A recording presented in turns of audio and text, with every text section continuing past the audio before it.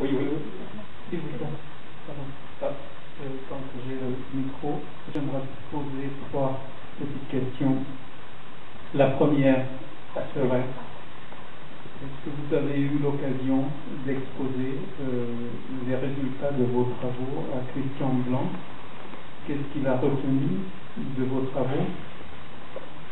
Deuxième question, est-ce que ce sont des éléments que vous considérez les plus intéressants des travaux des autres équipes, qui sont les préoccupations qui sont éventuellement ou sur la marge les vôtres également, mais que vous n'aviez pas le temps de développer pendant ce temps relativement très très court pour ce type de travaux?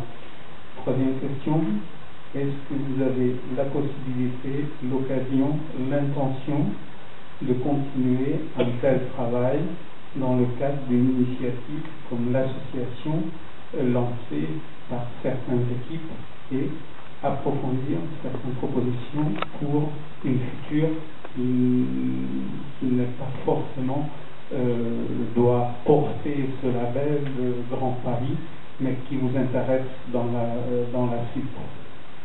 Alors, je vais essayer de répondre aux trois questions.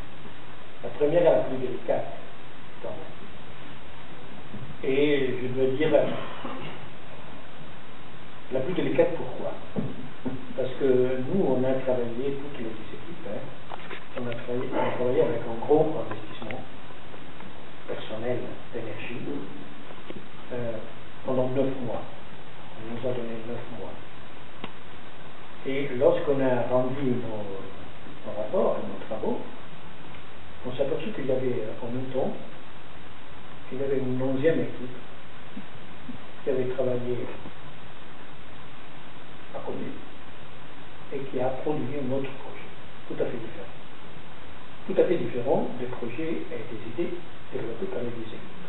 Donc on a 10 équipes qui ont développé des idées, plus une équipe gérée par Christian Blanc qui a proposé un autre projet.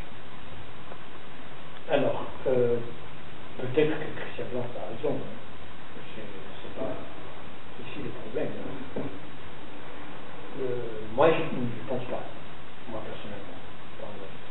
Je crois que je connais plus ou moins de la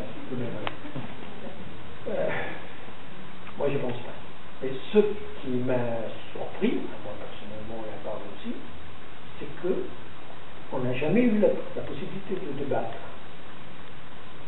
les deux options. Par exemple, nous, on dit un transport isotropique à développer, qui est un tressage de Grand Paris. Là, on dit une métro qui soit automatique, comme Montpellier, Lille, Rennes, toutes ces villes-là ont déjà depuis des années des métros automatiques. C'est pas la grande modernité, ça. Donc là, on dit un tunnel pour amener les cadres qui arrivent à Roissy à la Défense. Je vous demande combien de cadres arrivent chaque jour à Roissy pour aller à la Défense. Et si ça justifie un tunnel plus de Roissy à la Défense. Je vous demande s'il n'est pas plus grave le problème de tous les gens qui habitent le Grand Paris et qui n'ont pas la possibilité de rejoindre leur destination, sinon en 2 heures, en 2 heures et demie, en 1 heure.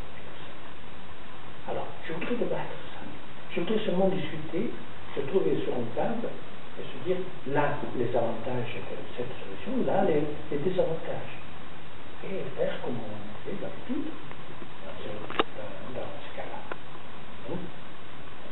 Après, oui, sur ce premier point, la question n'est pas d'être pro ou contre blanc. C'est évident que si on avait les ressources, l'argent pour faire soit les 600 km de travail, soit le tunnel de blanc, probablement les conflits seraient assez réduits. On aurait encore plus de, disons, tropie, encore plus de possibilités de choisir des trajets, etc. Le problème, c'est qu'on ne pourra pas faire les deux. Et la seule chose qu'on a réussi à communiquer à Blanc, c'était notre peur que, effectivement, le choix du Grand 8, c'est un choix qui exclut d'autres choix. Et la réponse qu'on a toujours eue a été, mais non, on fera les deux. Mais le problème, c'est que ça, c'est pas possible. Donc, on nous dit, oui, mais c'est évident qu'on fera aussi le réseau de surface, etc. Mais on sait bien que l'argent est limité et ce sera difficile de mener les deux projets ensemble. Après, il y a aussi une question de temps, encore une fois. Parce que le projet de Christian Blanc nécessite beaucoup de temps. Tandis qu'un réseau de tramway ou de tramway dans toutes les, disons que on part de ce qu'on appelle le train-train, jusqu'au tramway plus traditionnel, donc tout ce spectre de possibilités sont aussi beaucoup plus rapides à réaliser. Et donc on aurait déjà des morceaux importants qui se mettent en place dans les années qui viennent, tandis que l'autre a besoin pratiquement d'être complet pour être utilisé, pour avoir un sens. Ça veut dire au moins 10, 15 ans, au moins, le minimum 15 ans. Et nous, on se demande, oui, mais d'ici à 15 ans, qu'est-ce qu'on fera? Comment on pense affronter justement ces problèmes d'inégalité sociale, de différences si fortes et si marquées dans l'espace? Parce qu'on revient sur le fait que, ici, on lit les choses dans l'espace. C'est l'espace qui détermine des différences très fortes. Donc il y a un travail de remailler, de retrouver des continuités, qui est un maillage, qui est un travail aussi, oui, à ses côtés. Il s'agira de faire des ponts, des passerelles, des éléments qui vont réunir des choses qui aujourd'hui sont séparées. Donc la question du temps et la question des ressources sont des questions qu'on n'a jamais pu vraiment discuter avec eux. On n'a jamais discuté. Et après, je dirais, mais écoutez, on a appelé avec une compétition, parce que c'était un concours. On a sélectionné 10 équipes, architectes qui ont une expérience dans le monde entier. Bon, moi, je dirais que leur avis compte quelque chose. Et personne dans les 10 équipes a proposé ça. Tout le monde a proposé des transports en surface avec des géométries différentes, mais tout le monde. Ouais, je serais un petit peu plus attentif à ça. Et il y a une autre idée dans le projet de Christian Blanc que je voudrais discuter. Je ne veux pas faire, on ne veut pas faire des guerres de religion, c'est pas ça le problème, c'est pas cette idée des pôles.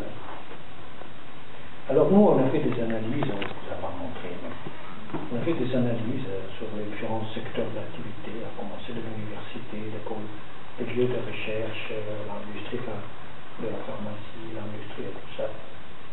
Jamais de concentration, jamais de pôle.